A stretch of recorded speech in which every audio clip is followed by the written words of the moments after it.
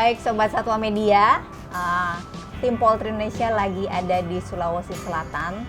Tidak lengkap tentunya kalau kita tidak mengulik tentang perunggasan Sulawesi Selatan. Kali ini sudah hadir dari PT Carun Pokpan. Pak, boleh diperkenalkan Pak? Kenalin diri ya, tolong kenalin. Dengan Bapak Syahrul dari PT Carun Pokpan selaku GM NTS ya Pak ya.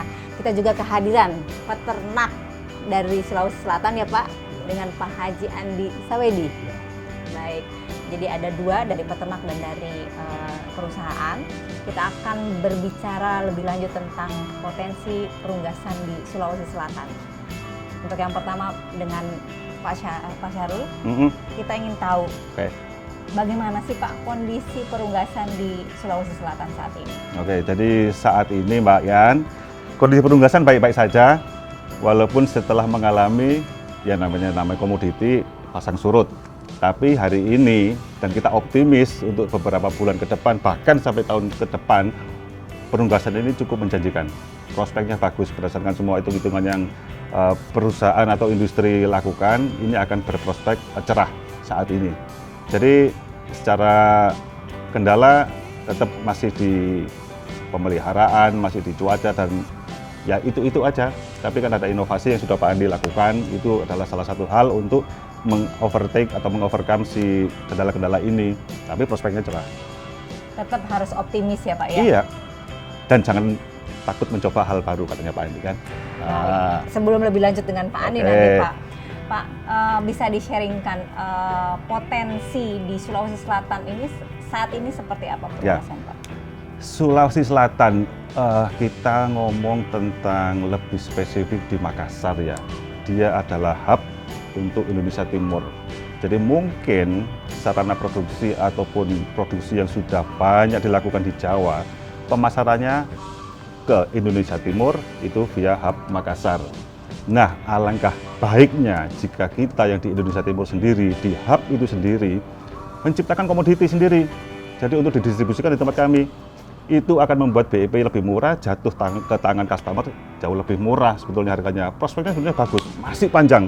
Jadi mungkin Jawa, Sumatera sudah mulai jenuh ya, sudah mulai kredit, lahan sudah mulai susah. Persaingan antara bisnis sama perunggasan ini sudah makin mepet BEP-nya.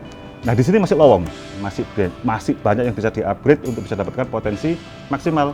Jadi seperti kita cerita kapan hari bahwa si pembibit ini kan terus memperbaiki genetiknya. Perusahaan pakan mengikuti itu. Nah, ini bisa keluar potensi di sini akan lebih bagus lagi kalau kita akan lakukan beberapa inovasi-inovasi yang seperti Pak Andi lakukan.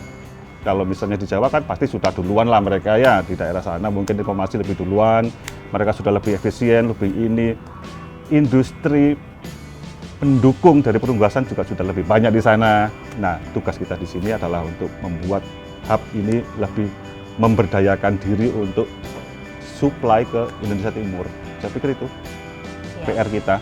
Jadi selayaknya di Jawa ya Pak ya, di Sulawesi ini masih terbuka lebar untuk bisa dikembangkan, dieksplor lebih lanjut sebagai hub-nya ya Pak ya. Nah tentunya kalau tanpa data tidak bisa diklaim seperti itu Pak. Nah, bagaimana dengan data Pak? Data dari mana dulu? Data itu kan bisa dari berbagai macam sumber ya. Dan untuk urusan komoditi biologis seperti ini, sebetulnya hal yang berupa angka itu susah dapat angka sampai akurasi 90 atau 95% itu susah. Karena dinamis kan, layer umur berapa dulu, masih ada pulet, masih ada DOC, ada yang sudah laying, broiler juga begitu. Kita ngomong berapa juta, umur berapa dulu, yang panen berapa, kan dia keluar masuk setiap tahun itu keluar sekitar 6,5 sampai 7 siklus kan, layer juga begitu. Jadi yang kita punya pendekatan angka-angka yang estimasi lah, cuman estimasi berdasarkan data yang cukup reliable. Jadi bukan terawangan dukun. Jadi angkanya ada. Jadi kita punya sekitar 10 juta ekor layer di tahun kemarin itu di seluruh Sulawesi. Itu sekitar 10 juta ekor layer. Itu tinggal ngitung sendiri telurnya ada berapa ton, potensi feed untuk di situ berapa ton, ada berapa rupiah yang bisa berputar di situ. Ya, kalau broiler sekitar menurutku 150 jutaan ekor lah setiap, bukan setiap tahun kemarin. Kita ngomong tahun kemarin. Nah, ini kan masih ini kan masih bulan awal-awal ya. Kita nggak bisa ngestimasi sampai akhir tahun. Untuk tahun kemarin sekitar 150 juta. Silakan konversi ke dagingnya, silakan konversi ke pakan yang bisa masuk ke industri yang 150 juta tadi. Gede kan? Nah, gede. Iya. 150 juta untuk broiler, 70 juta untuk layer ya Pak? 10 juta untuk 10 juta. layer. Dan untuk layer itu kalau kita bilang 10 juta, 7 jutanya di Sulsel. Yang lainnya dibagi di tengah Pulau Sulawesi ini sama yang di utara, Manado Gorontalo. Jadi 70%-nya ini ada di sini.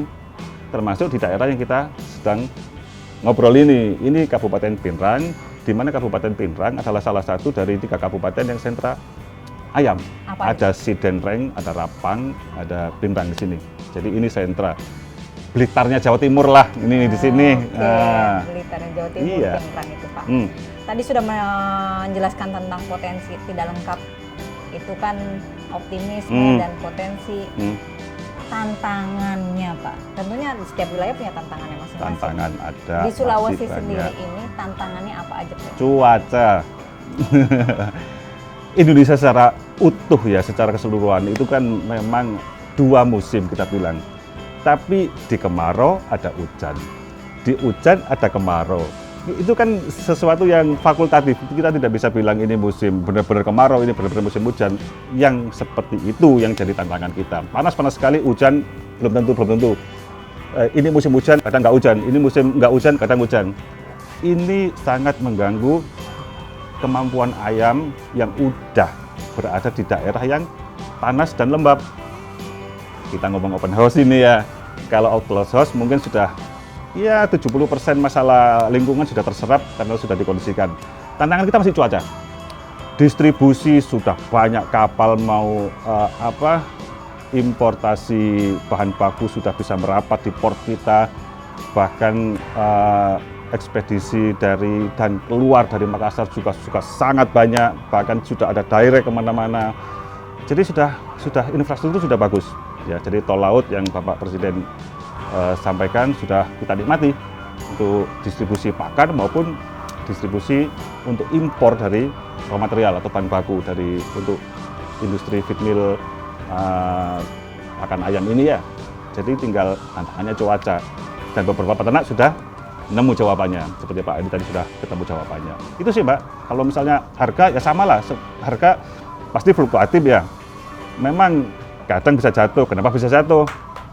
Kadang di Jawa over produksi, kirim ke sini, apakah itu ayam beku, apakah itu telur, sampai ke sini. Itu juga menjadi PR bagi kita bahwa mereka kirim ke kita, itu ongkos kirim masih nutup. Artinya kan BEP mereka rendah. Nah, kita juga harus bisa seperti mereka, seperti di Jawa. Jadi kita harus bikin BEP yang bagus supaya bisa bersaing harga kita. Itu sih Pak, aku pikir yang PR kita yang paling utama.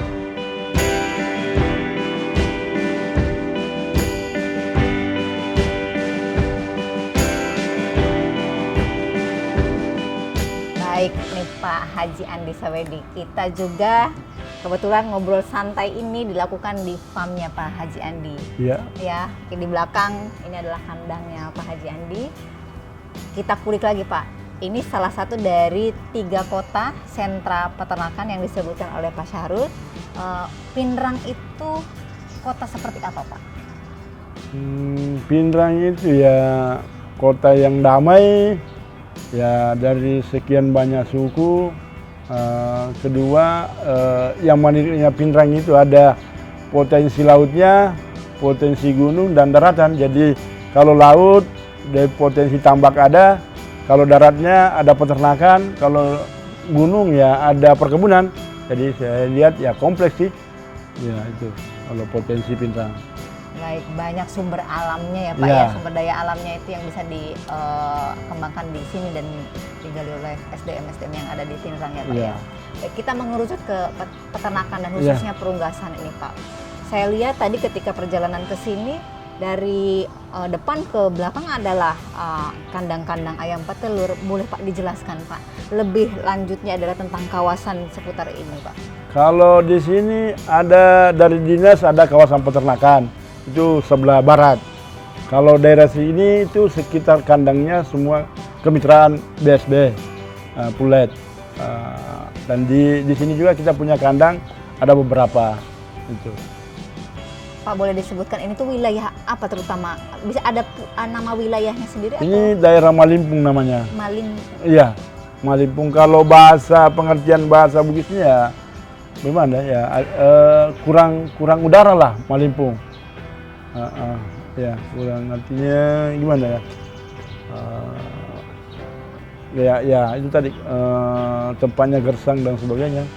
Oh dulu gersang Pak ini Pak. Iya. Padahal tadi saya melihat ini udah banyak hijau-hijau tanaman. Apakah ini baru-baru ini setelah perunggasan masuk ke sini Pak? Iya, setelah dekade 2003 kayaknya. 2003 awalnya itu saya tidak tahu apakah memang awal BSB masuk di sini dengan brand itu atau setelah itu, karena kemitraan Pulet masuk ke Malimpung itu mungkin sekitar 2003-2004. Setelah itu mungkin setelah itu kondisi mulai membagus itu setelah 3-4 tahun kemudian. Pak boleh diceritakan lebih lanjut tentang wilayah Malimpung ini sendiri Pak? Seperti apa Pak perkembangannya? Kalau perkembangan Malimpung hari ini dibandingkan dengan tahun awal 2000-an, ya tentu mereka pasti paham bahwa Malimpung itu daerah gersang. Kehidupan di sini lumayan susah. Tapi setelah ada kemitraan Pulet masuk dari CPI, alhamdulillah masyarakat mulai terbantu.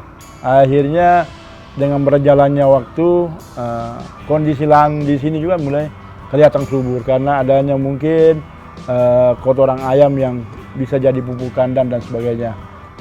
Lantas setelah ada kandang-kandang berdiri di sini ya, pendapatan per kapita penduduk juga semakin meningkat. Akhirnya kesejahteraan itu terlihat bahwa yang dulunya misalnya kendaraan di sini kurang, di sini sudah mulai berseliweran di jalan-jalan dan sebagainya.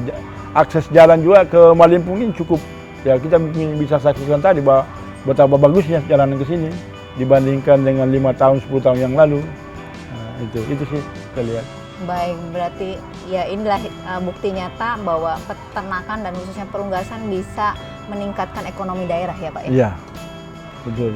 Pak, menyambung tadi dari Pak Syahrul, tantangan di Sulawesi Selatan ini khususnya adalah tantangan iklim cuaca yang ekstrim ataupun cuaca yang tak menentu ya Pak ya. Kalau dari Bapak selaku peternak, apa yang dilakukan dalam menghadapi tantangan tersebut Pak? Saya kira salah satu hari ini mungkin peternak paham bahwa ya mestinya kita memang sudah kecil-kecilan untuk berubah jadi kandang open, jadi kandang close house CH misalnya. Cuma dengan kita modifikasi, akhirnya saya berpikir bahwa dengan kandang CH postal masih bisa lah maksimalkan produksi, biaya semakin rendah dan sebagainya. Itu salah satu keunggulan membuat CH dengan postal. Cuma kan hari ini CH postal itu kan belum terdengar mungkin. Ya beda dengan CH yang full otomat. Mereka mesti karena dia produk pabrik. Kalau yang kita lakukan ini kan ya modifikasi sih, dari kandang Pulet dibikin kandang layar. Itu. Baik, belum terbumingkan ya Pak ya, Ya. tapi ya ini adalah menjadi salah satu potensi untuk bisa dikembangkan menjadi salah satu alternatif juga sebagai solusi untuk menghadapi tantangan iklim tadi ya Pak ya. Ya. Ya modelnya sebetulnya banyak, ada yang CH postal seperti yang Bapak lakukan. Kemarin pun kita juga ada kunjungan ke mini close house yang mungkin yang memang menggunakan kandang baterai ya Pak yang bisa dikembangkan di wilayah Sulawesi ini. Seperti itu. Baik Pak, terima kasih atas sharingnya Pak, Pak Syahrul, Pak Haji Andi. Semoga perunggasan selalu semakin baik ke depannya Pak. Insya Allah. dan jadi salah satu sektor penting untuk ketahanan pangan Indonesia, Pak. Tulang punggung, dan tentunya ini menjadi salah satu sumber protein yang mudah Dan murah. ya Pak ya, Ya. mudah didapat, murah untuk dibeli ya Pak ya, Ya. baik daging ayam ataupun telur ya Pak ya. Betul. Jadi jangan lupa konsumsi telur dan daging ayam. Sekian ngobrol santai dengan peternak kita di kali ini, terutama di wilayah Sulawesi Selatan. Sampai ketemu lagi di kota-kota lainnya dan bersama para peternak di wilayah lainnya. Sampai jumpa.